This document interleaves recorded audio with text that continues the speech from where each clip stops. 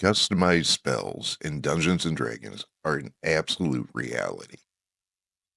I haven't seen them yet, and I put it up to the crowd yesterday as to whether it was something I had missed in other supplements, third-party supplements that had been put out for Dungeons & Dragons 5th edition or 5 Revise or anything like that. And the overwhelming result seemed to be, no, not really. Yes, there are rules in the Dungeon Master's Guide. They give you ideas on how to build spells, but it's really more from a DM perspective. But if you wanted to create spells as a player for your caster, it's something that tends to take a bit of work, can't necessarily be done right at the table, and creating those spontaneous spell effects can be a challenge. And there really aren't many rules out there to support it. When I'm talking about these spontaneous spell effects, I'm talking about things like they do in Ars Magica, or they do in Mage the Ascension, or Mage the Awakening from White Wolf on Express. And at first blush, it would seem these are much easier to build because they aren't as intrinsic to the game rules, to range and grids and damage. But those things do come into play in those styles of games. Absolutely. How much damage it can do, how many people it can affect, how large an area it can affect, how far away you can fire the spell. But in Ars Magica, you typically have two, a noun and a verb, to work together to create a spell. And in Mage, you've got your spheres and your foci, and there's a third one that right now escapes me, but it becomes a lot easier to create it when you've only got to make 2 or 3 choices. In Dungeons and Dragons, you're looking at range, you're looking at damage, you're looking at spell components, you're looking at a lot of different factors that work into it. So to sit down and create and quote unquote balance a spell be a much larger challenge, and this especially comes into play when you look at level. Now, I've said it before, and I'll say it again. Balance in a TTRPG is more or less an illusion. We try to maintain it, we try to have some semblance of it, but it isn't there as much as we would like to pretend that it is. So, I'm going to get rid of balance a little bit for this discussion, but I did find some examples of where this has been done in other role-playing games that are not Dungeons and Dragons, or not Mage, and not Ars Magica. So the first one up is a game I've been talking a lot about recently. This is Fabula Ultima. Take a look there. These are actually the rules, the cost rules for spending magic points to create a ritual, which is a type of magic in that game. There are basic spells you can get in that game, but rituals are supposed to be more powerful and more unique. However, you're supposed to be able to come up with them at the table, on the fly. And that's what this does. A very simple cost point analysis, and there you have it. It's a spell. An important distinction between this game and Dungeons & Dragons, or two important distinctions, is one, Fabula Ultima uses magic points, whereas Dungeons & Dragons does not.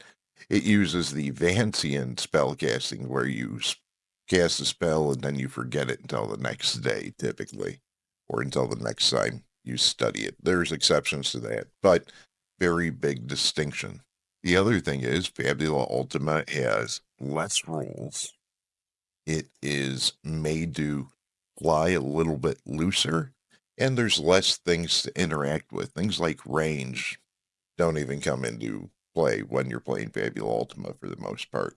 As we see, we took some basic baseline effects and strictures, and we created a spell very quickly using Fabula Ultima.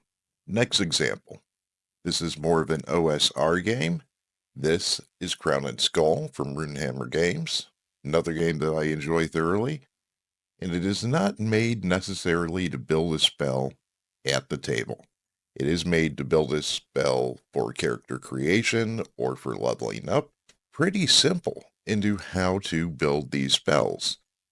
There's a list of effects, a list of pluses and minuses you can get to it, such as range and number of people it can affect and duration, and it's pretty smooth and fast. If you could flip through about 4 or 5 pages quickly, you could easily use this to create a spell at the table.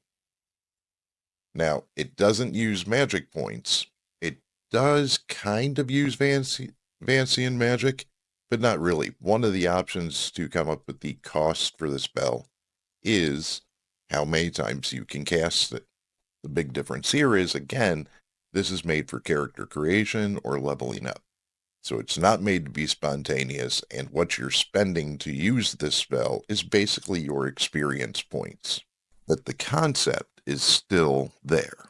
A third option, and this one's a little bit further out there, and I haven't messed around with this game in a while, so me remembering everything about it is certainly not going to happen. But Mutants and Masterminds, 3rd edition. I've talked about this game before. This game allows you basically to create your power, whatever that may be, very, very fine-tuned. You know, you're not going in here and creating a character with an optic blast. You're creating a character with a blast effect that has range, that has damage, that may or may not have an elemental. You're building these powers with just the building blocks. Again, not made to be done at the table, but during character creation or downtime.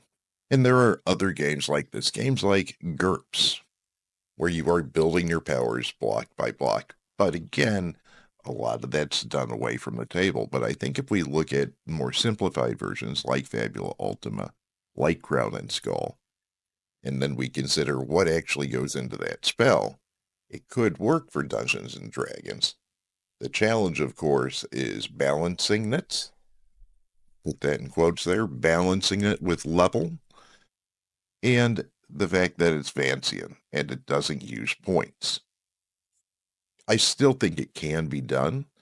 I think that the Vancian part of it may have to go out the window, but essentially based on level, you probably get so many points to spend a day. And if you want, go ahead as a mage and spend all of your points in one go or 2 goes, and you don't have spells for the rest of the day. I think also you're going to end up creating some base spells that you do use time and time again. Having the ability to create something quick and on the fly is absolutely possible. Now, the other argument against this, of course, are those more unique spells. Spells that really don't fit into a base category when it comes to range and effect and damage. Things like Message Person. You'd really have to break these down into their core components, right? And then the question is it worth it if there's only one version of the spell out there? I posit that it is, and I think that the example to rely on is Mutants and Masterminds. But to break it down and categorize it even further, that would be the challenge. Those are my thoughts on the matter. I think it can be done. I haven't seen examples where it has been done, although I'm still happy to take a look at any examples that someone might share. Until I see you again, remember to be well, be safe, and be awesome, both to yourself and one another.